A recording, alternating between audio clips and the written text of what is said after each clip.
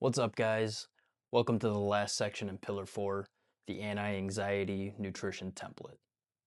As you can see, I'm traveling, and for the next few weeks, I'm going to be traveling for my job. But I'm going to do the best I can to continue to provide videos for you guys to battle your anxiety and kind of figure out what might be causing it. Because at the end of the day, anxiety doesn't take a day off, and neither does discipline. So let's get into today's lesson. Okay, let's go.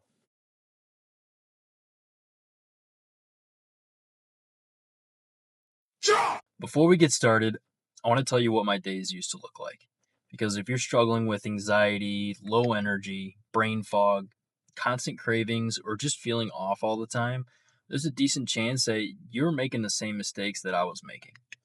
And the crazy thing is, none of those mistakes felt like a big deal at the time. They were just normal, everyday things. That's why I never questioned them. But looking back, I was accidentally creating the perfect environment for anxiety. Not causing anxiety entirely, but absolutely making it harder for my body and mind to function the way that they're supposed to. So today I want to walk you through everything that I changed, not because I think my way is perfect or because I'm some nutrition expert, but because these changes generally made a difference in my life. And if they help even one of you, then this video is worth making. Let's start with mistake number 1. Coffee was my breakfast. Not every day, but most days. Or it was an energy drink. I'd wake up, I'd grab a coffee or energy drink, head to work, and tell myself that I'd just eat later. And honestly, I thought I was just being productive. I thought I was saving time and being disciplined. But what was really happening? I was running entirely on stimulation. No fuel, just caffeine, and caffeine can feel amazing at first. You feel alert, focused, motivated, like you're ready to take on the day. But eventually, that feeling fades. Then I'd start feeling hungry, then irritable, then shaky, and eventually just anxious. And I'd always wonder why. The truth is, I wasn't giving my body what it needed. I was asking caffeine to do what food should be doing. Then came mistake number 2. I waited until I was starving to eat. You know that feeling? Not hungry, but straight starving? The point where you'll eat absolutely anything because your body is screaming for energy. And when you reach that point, you're usually not making the best decisions. You're reaching, you're reacting, you're grabbing whatever is quicker, easiest, whatever sounds good right now. For me, that was often fast food, processed food, sugary snacks, or whatever I could get my hands on quickly. Looking back, that wasn't a discipline problem. That was a planning problem. Because when you constantly wait until you're starving, you're putting yourself in a position where poor decisions become much more likely. Your body wants energy immediately, and it's going to push you towards the fastest source possible. This one took me years to understand. I genuinely believed that there was something wrong with me. I was always craving something: energy drinks, sugar, snacks, more food. And I get frustrated with myself. I tell myself to be stronger, more disciplined, more motivated, and to just stop eating garbage. But eventually I realized something. My body wasn't trying to sabotage me. It was trying to communicate with me. It was telling me something. It was asking for stability, nutrition, protein, more consistency. Once I started looking at cravings differently, everything started to make more sense. Instead of fighting my body, I started supporting it. And one of the biggest changes that I made was increasing my protein.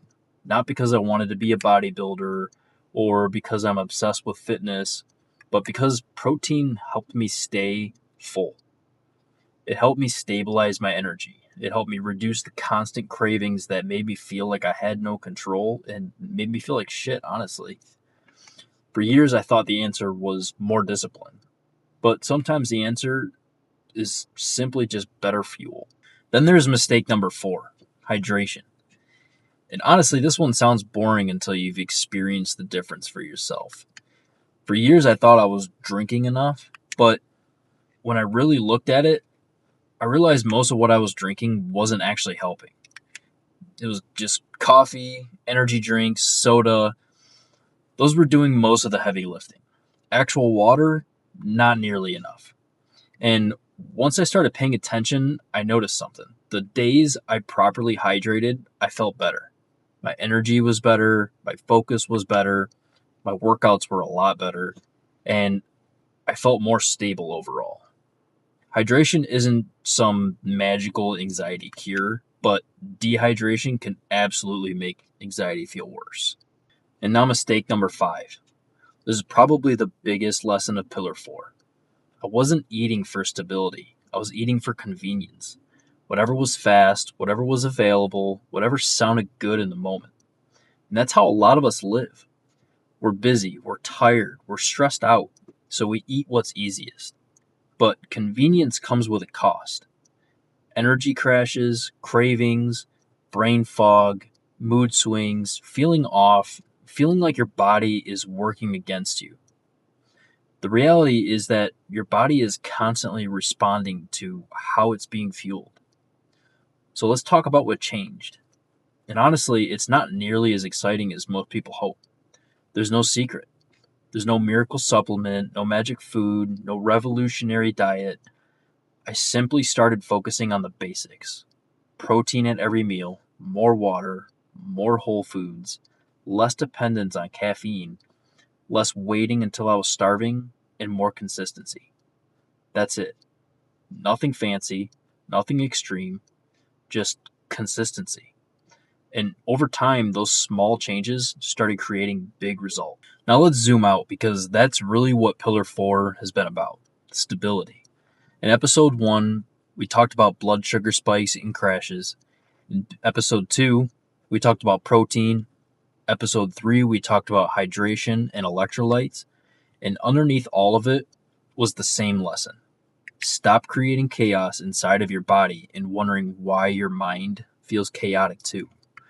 Your mind and body are connected. You cannot separate them. For years, I thought anxiety was happening to me.